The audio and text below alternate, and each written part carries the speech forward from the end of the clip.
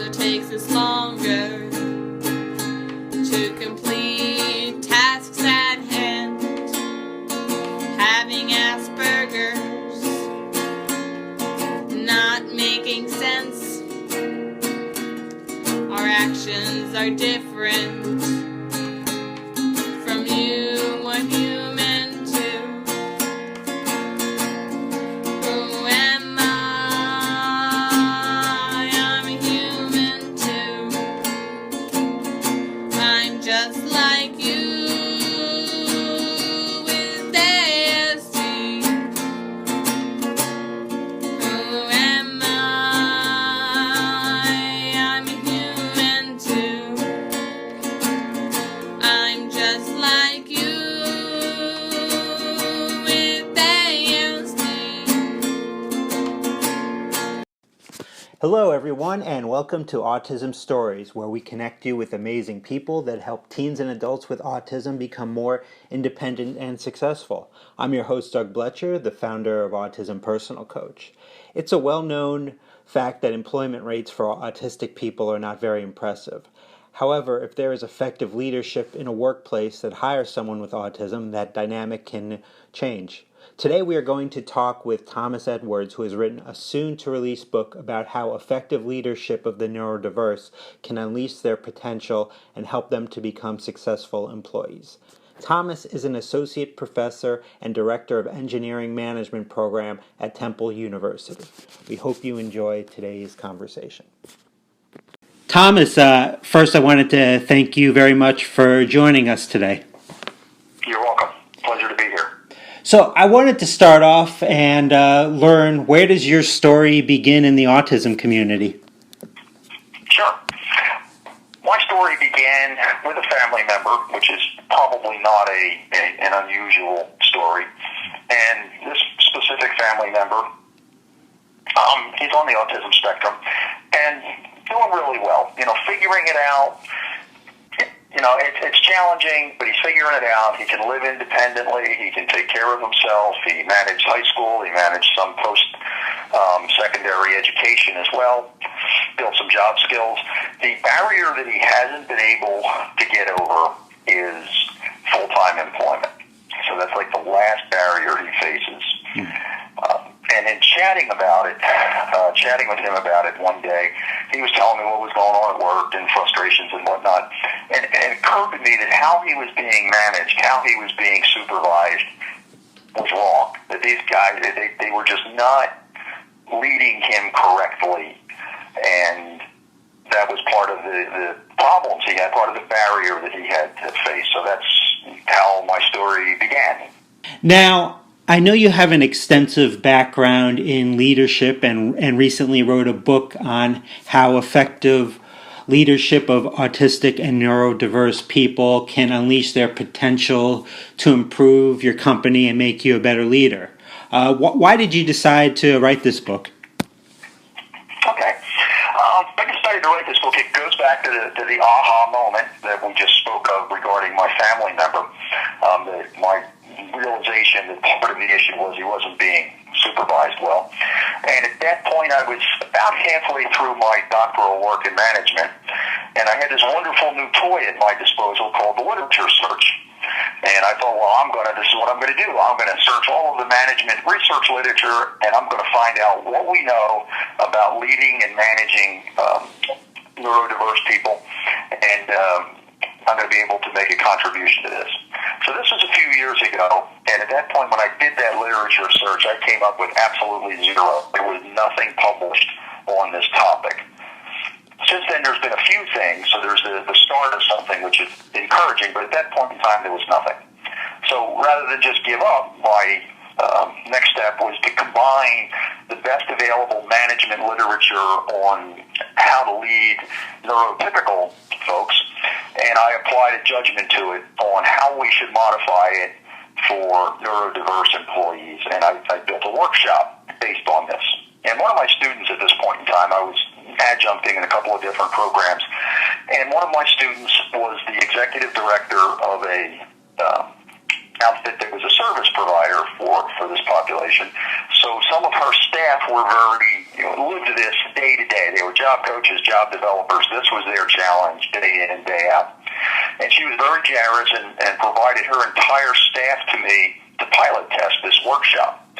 And so I ran through the workshop trying to get some kind of a verification I was on the right path, applying my judgment to these things. And, I gave the entire staff, the entire membership of the workshop, the opportunity to do anonymous feedback.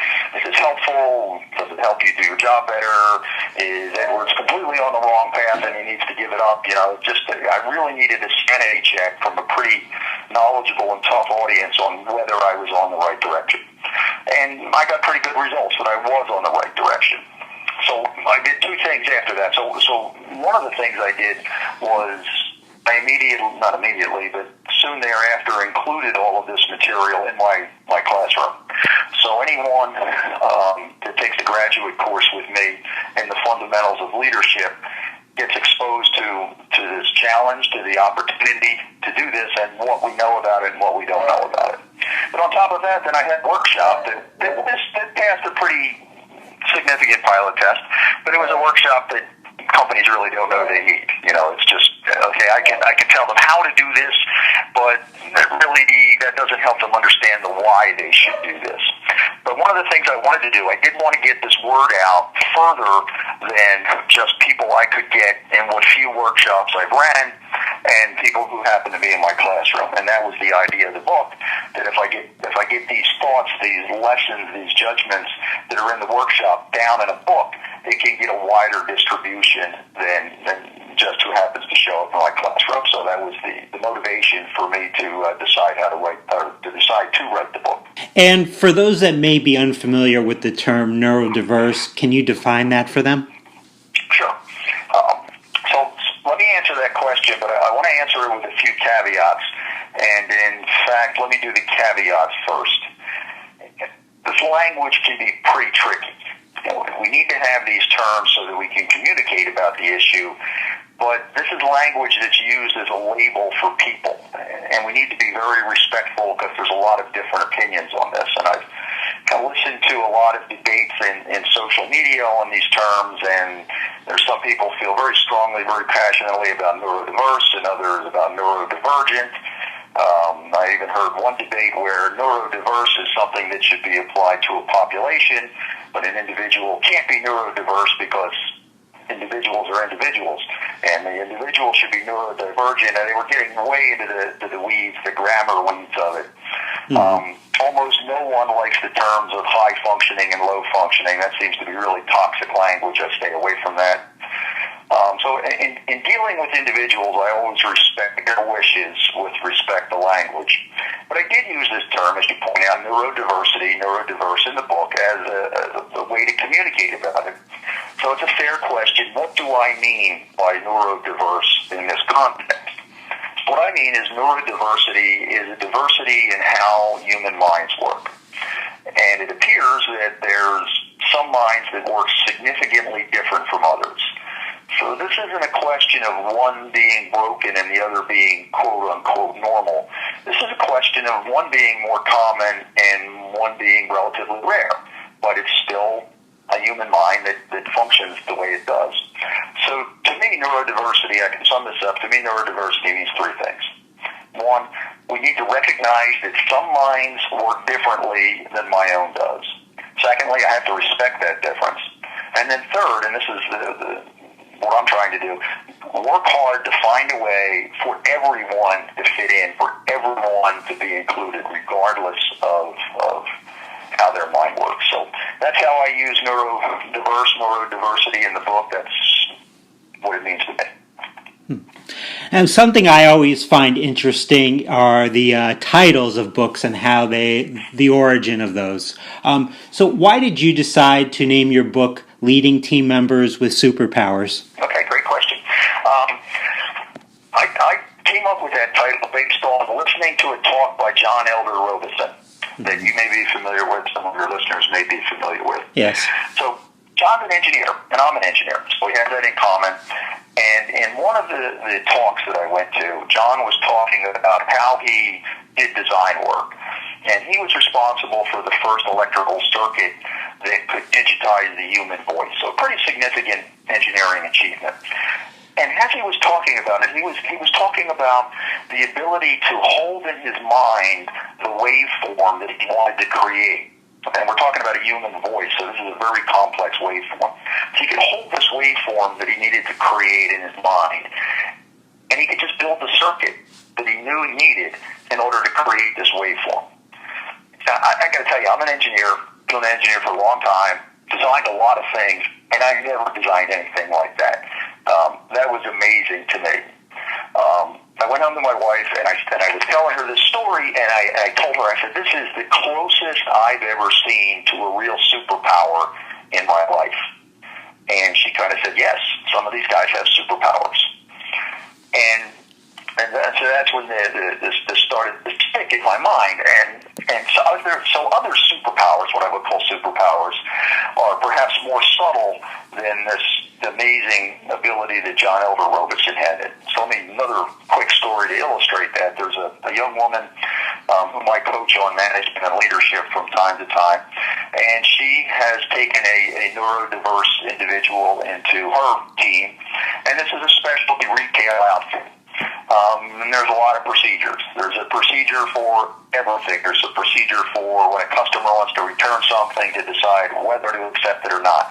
There's a procedure for what do you do with it? Do you restock it? Do you return it to the manufacturer? There's a procedure for how do you restock it, or there's a whole three-ring binder of procedures.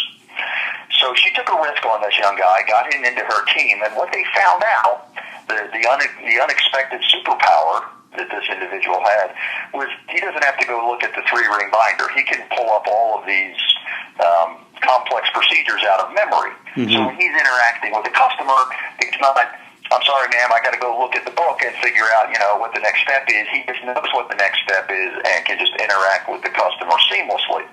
Obviously, this is not the same level of special ability of what I call superpower that John Elder Robeson had, but it's still valuable. It's still valuable to that business, and it's still something that's a unique ability from this individual. So the title, when I picked the title, decided on the title, it's meant to communicate that there's an opportunity for managers and business owners to improve how their organizations work by learning to empower neurodiverse employees so that they can bring these abilities to the job and help the company. So that's how I decided on the name for the book.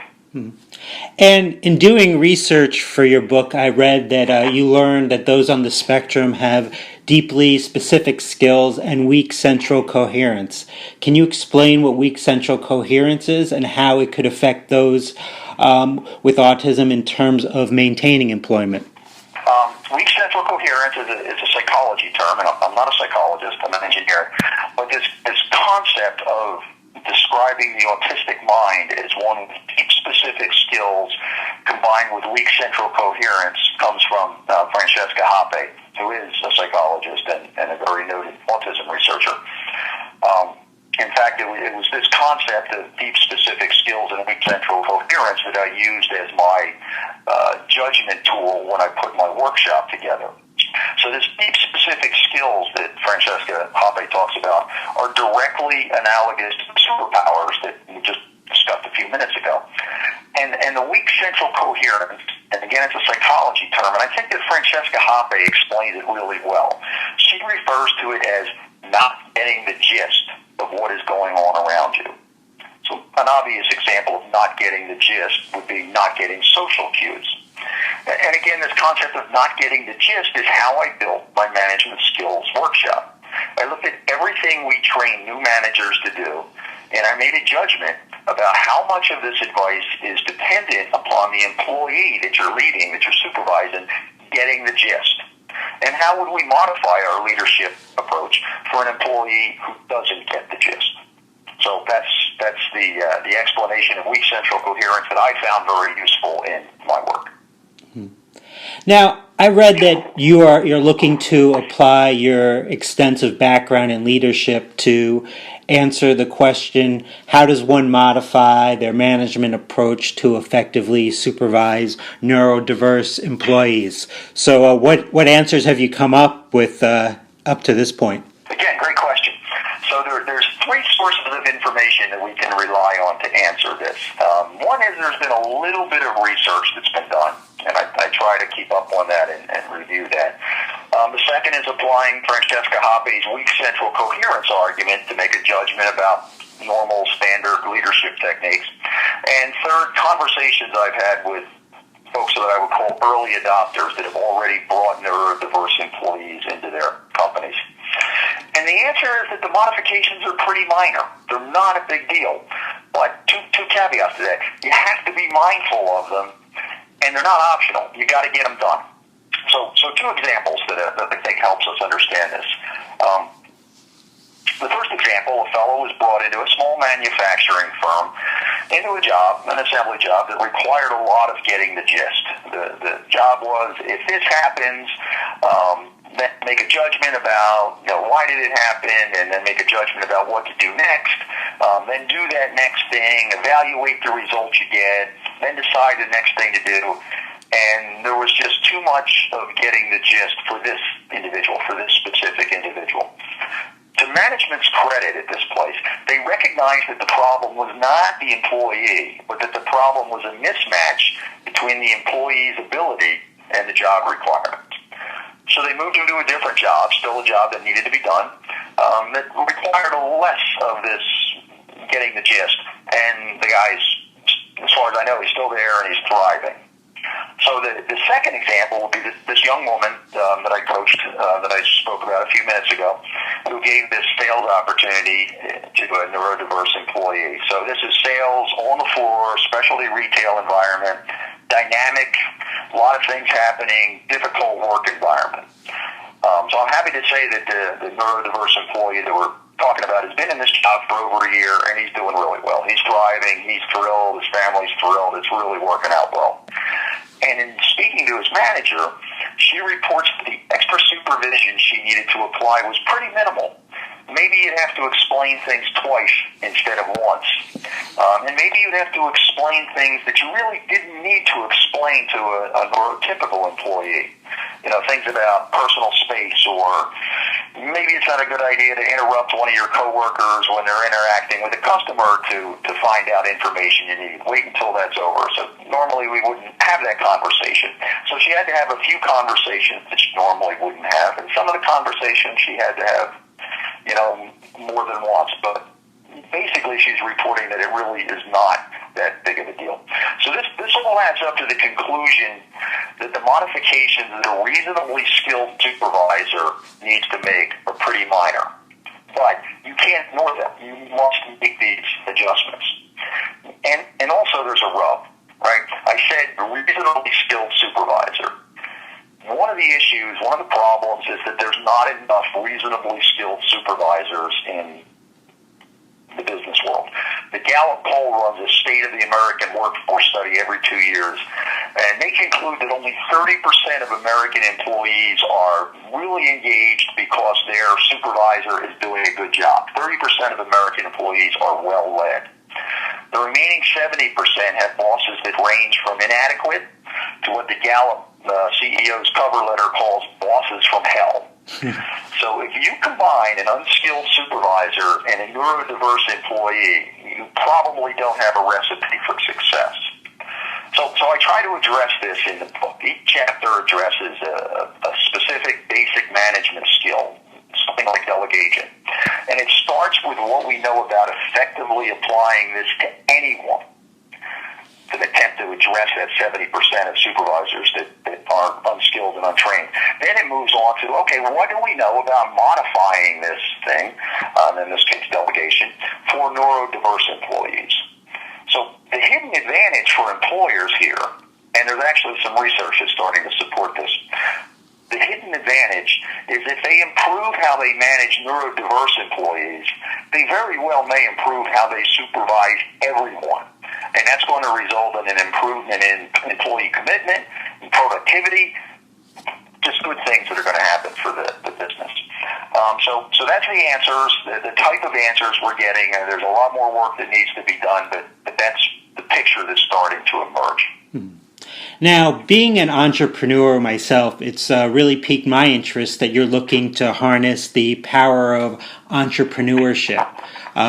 Can you share your vision with our listeners? Sure. So the term entrepreneurship, as I'm sure you know, covered a lot of area. Mm-hmm. And one corner of that map is entrepreneurs that disrupt the status quo.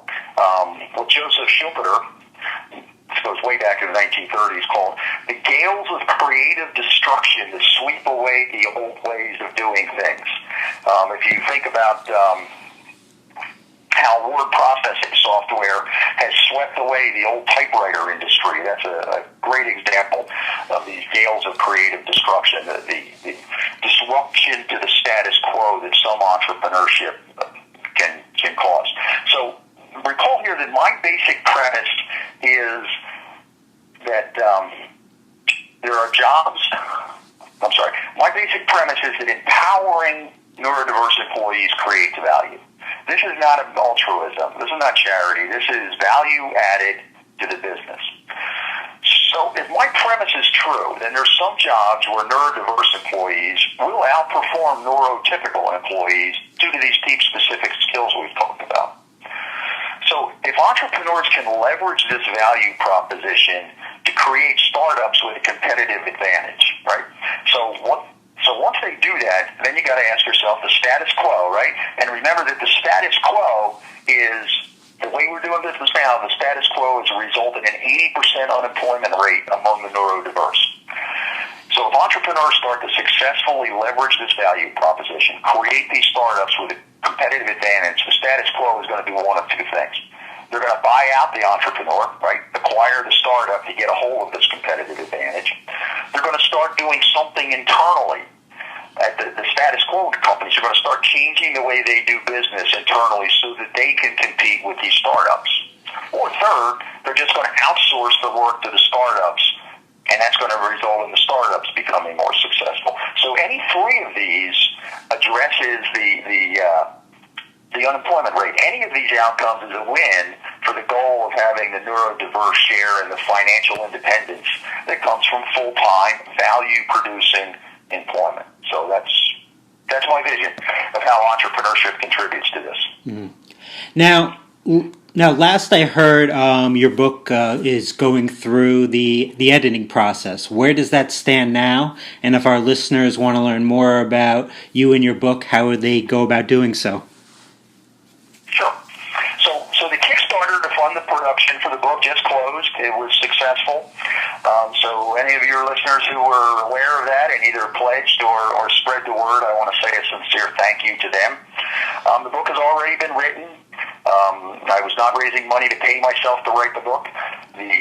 My long-suffering wife has proofread the book, so it's got some level of readiness, but it hasn't been copy edited yet. And this is really copy editing is the difference between most self-published book and something that's very professional. So I have a copy editor ready to start on this. She's very, very talented. I read her stuff. She does a great job. Her availability starts at the end of February, so in a couple weeks we'll start the copy editing process. Lots of other details, the finalizing the cover art, there's charts, there's tables, there's a lot of nuts and bolts that go into this. And then obviously the book has to be printed and mailed, so probably looking at the end of April before I can ship the books. Anyone who wants to find out more, probably the easiest way is I have a Facebook page specifically for this project entitled Leading Team Members with Superpowers. I haven't posted on that too much to date, but now that the book is starting to get traction, Kickstarter's been a success. I'll be posting status on that Facebook page. They can also find me on LinkedIn, Thomas V. Edwards Jr. And anybody who connects either on Facebook or LinkedIn, I can certainly direct them to my webpage as well. So that would be the best way for folks to get in touch with me. Well, I look forward to reading the book, Thomas, and thanks so much for joining us today. You're welcome. Thank you for making this forum available to me. I certainly appreciate it. Thank you so much for listening to today's episodes. I say so often it's not easy to find employment, but it's so much easier to find a job than to keep one. The more conversations we can have about maintaining employment so we can develop more effective strategies to support autistic people at their jobs, the better off we are going to be. Autism Personal Coach saves people with autism from feeling alone and being isolated. So often, teens and adults with autism struggle with anxiety and as a result don't have success in their lives. Autism Personal Coach is a unique service in that we help those with autism by working on meaningful, individualized goals in the setting in which they will be used, which in many cases is the person's workplace, so their anxiety is greatly reduced, and as a result, they can become much more independent and successful. To get an autism coach for a loved one or yourself, it's very easy. All you have to do is email autismpersonalcoach@yahoo.com or call 216-336-5889 and request a coach today. Next week's episode, we are going to talk with Sandra Williams about how autistic people can communicate with others to get their needs met. Talk to you then.